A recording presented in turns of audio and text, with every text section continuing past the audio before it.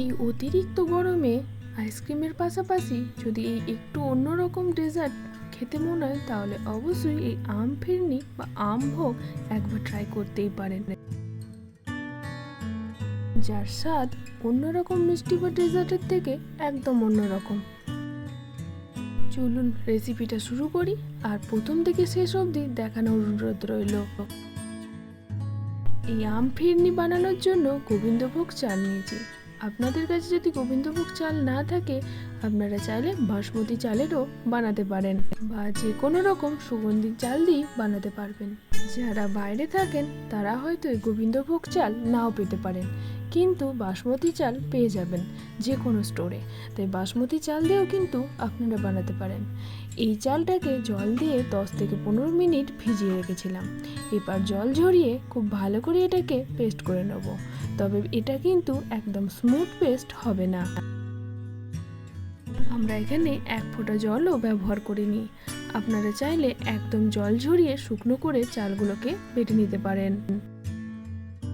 বেটে নেওয়ার পর কিছুটা এমন পেস্ট তৈরি হবে, কিছুটা দানা দানা রয়ে যাবে।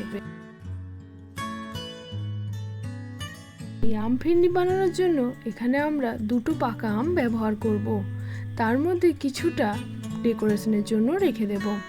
আর এটা খেয়াল রাখতে হবে আমটা কিন্তু মিষ্টি হতে হবে, টক আম হলে কিন্তু পুরো ফিরনিটাই নষ্ট হয়ে যাবে।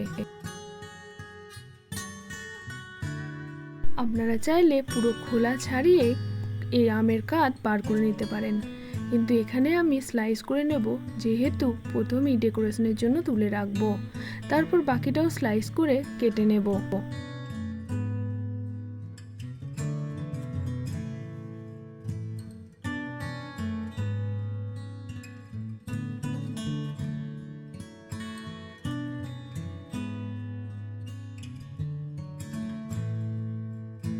ডেকোরেশনের জন্য যে পিসটা নেব সেটাকে একদম রেডি করে রেখে দেব। বাড়িতে বাচ্চা থাকলে আর আম খেতে না চাইলে এইভাবে ডেকোরেট করে দিলে অবশ্যই খাবে, তাই প্রথমে লম্বালম্বি করে আর তারপর আড়াআড়ি করে কিছু পিস করে নেব। খেয়াল রাখতে হবে খোসাটা যেন কেটে না যায়। এখানে গ্যাস অন করে পাত্র বসিয়ে দিয়েছি, আর ফুল ক্রিম দুধ নিয়েছি প্রায় আধা লিটার। যেহেতু হাফ কাপ চালের আমরা ফিরনিটা বানাবো, দুধের বয়েল আসা অবধি অপেক্ষা করতে হবে।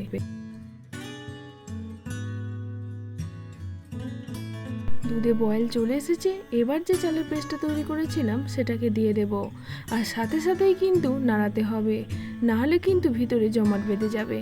এই পর্যায়টা কিন্তু একটু খেয়াল করে করতে হবে।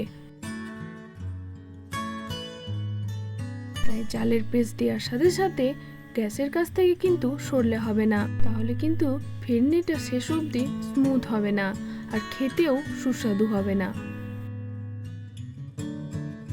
এখানে চালের পেস্টটা প্রায় অনেকটাই গাঢ় হয়ে এসেছে, এই পর্যায়ে দিয়ে দেব চিনি।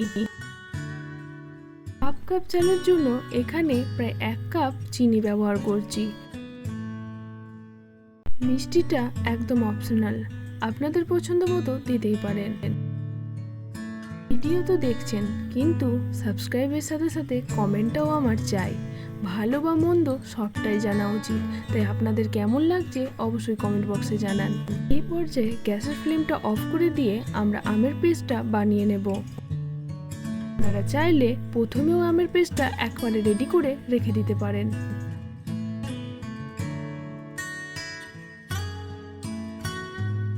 আমের পেস্ট একদম রেডি হয়ে গেছে, এরপর আমরা দিয়ে দেব এলাচ গুঁড়ো। বাড়িতে এলাচ গুঁড়ো না থাকলে এলাচের ভিতর থেকে দানাগুলো বার করে গুঁড়ো করে নিতে পারেন। প্রায় হাফ চামচ মতো এলাচের গুঁড়ো অ্যাড করে দিলাম। এরপর গ্যাসের ফ্লেম অফ করে আবারও খুব ভালো করে নাড়িয়ে যেতে হবে। গ্যাসের ফ্লেম বাড়ালে হবে না, একদম লো রেখে পুরো রেসিপিটাকে শেষ অবধি নিয়ে যেতে হবে।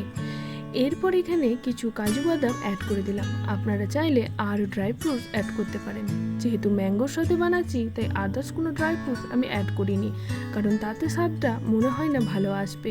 এটা অপশনাল, আপনারা অ্যাড করতেই পারেন। আর এই পর্যায়ে আমরা গ্যাসের ফ্লেমটা অফ করে দিয়েছি, কারণ ফিরনিটা অনেকটাই গাঢ় হয়ে এসেছে। এরপর যে ম্যাঙ্গো কাতটা ছিল সেটাও অ্যাড করে দিলাম, সাথে কিছু ম্যাঙ্গো স্লাইস দিয়ে দিলাম। এটা মুখে বললে খেতে আরও ভালো লাগবে, তাই কাতের সাথে সাথে কিছু ম্যাঙ্গো কুচিও দিয়ে দিলাম।